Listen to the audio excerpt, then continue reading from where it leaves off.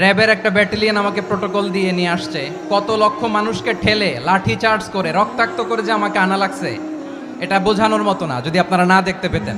পেকুয়ার ভাইয়েরা, তোমরা আজকে ইতিহাস গড়েছো। আধুনিক সরকার আগমন পেকুয়াবাসীর পক্ষ থেকে, জনস্রোতের পক্ষ থেকে আমাদের কাঙ্ক্ষিত আছেন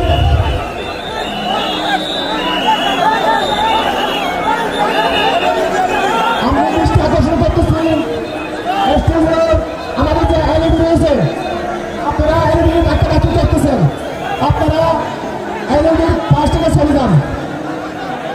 এলইডি যদি কোনো এলইডি স্টার্ট হয়ে যায় আলোচনা শুনতে কষ্ট হবে। সাংবাদিকতা